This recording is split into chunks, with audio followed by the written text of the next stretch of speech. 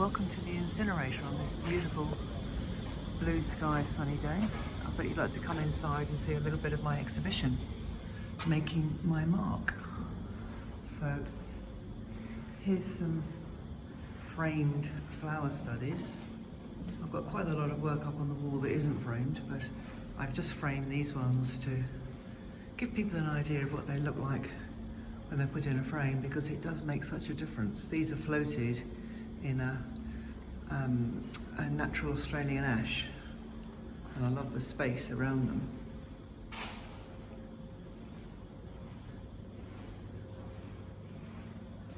Here's my two great big drawings on the rocks. These two are heading off to a new home overseas. And then my floating lotus pond installation. Really pleased with the way this is hanging. It's quite an incredible building, this. It's in an old incinerator that was in disrepair for many, many years. And the architects who have renovated have kept all the old graffiti and the incredible old doors that led to the incinerator. And I think they're a tremendous foil to all the delicacy of the lotus flowers that I've been drawing down at the Botanical Gardens. I've made this sort of like giant concertina sketchbook.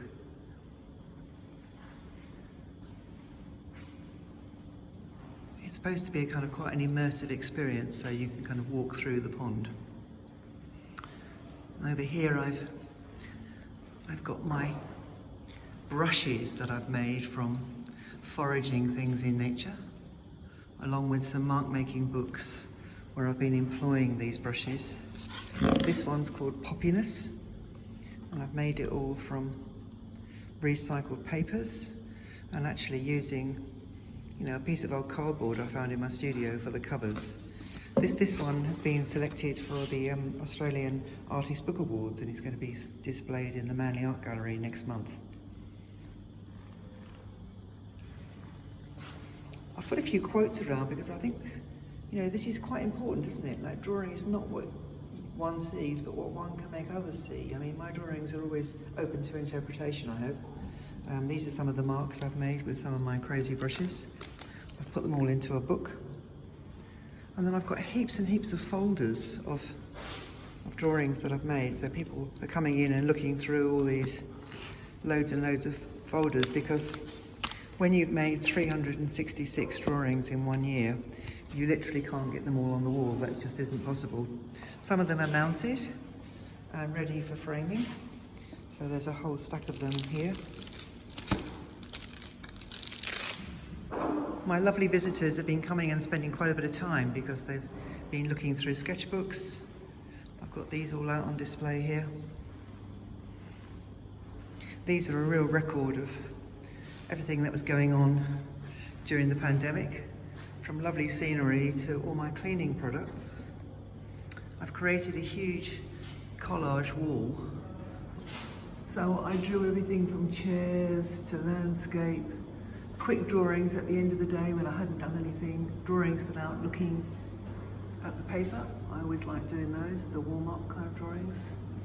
I found I'd drawn a huge number of flowers. I couldn't quite believe it when I got all the drawings out. Portraits, drawings up in the Blue Mountains. I started this drawing on 2 sheets of paper, 2 sheets of A3, but quickly realised that that kind of expansive landscape wasn't going to fit very well into that size paper, so I had to quickly add 2 more sheets of paper on, and working in large black Poscas and charcoal. Fantastic day out that was. Can't go past the beauty of pink lilies. Of course, in this year of strange pandemic stuff, I couldn't resist drawing these. They were just very much part of what was going on, weren't they? Cooking in the kitchen was another thing I seem to be doing more of than ever before.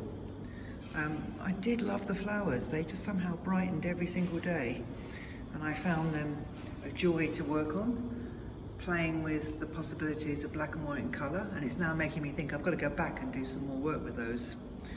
Getting out walking, that was quite important. We managed in the end a couple of road trips when things eased up, and I did quite enjoy drawing in the car. That was quite a fun thing. This was really early in the year when I was actually going down to Melbourne, and there was a drawing workshop in the gallery down there, which was fabulous. I drew lots and lots of poppies, and these are for sale actually for charity for a food bank. So if anyone wants one of those, let me know, because I'd love to get that money sent out to people who need it. Painting on drawing really big pieces out in the landscape, taking drawings with me. Sometimes not having any paper, like when I did actually go on a plane. This was on day 8 of my drawing challenge, and I was flying to Melbourne with my daughter, and so had to draw on the sick bag. Drawing on the Harbour Bridge, then coming home and making collage from it. Ladders, you know, drawing the ordinary as well as the not ordinary. Sometimes making really, really big drawings. This one's huge. I set my studio up as a bit of a florist shop for a while. I found flowers in nature gave me so much solace. I really loved drawing them. And painting as well. You know, these ones are actually much more considered painting, drawing with paint really. Drawing out at the coast, you know, capturing the moment when my granddaughter's about to jump in the water. I found myself abstracting things further, playing and experimenting. I did have to draw the sink. This is the very, very grotty old sink in my studio, but yeah, I think it's really important to draw ordinary things as well as wonderfully exciting, beautiful landscapes. You know, like these egg boxes. I drew myself because I was a model that never went away, it was always on hand. I was up at the beach one day and these pelicans came out to say hello.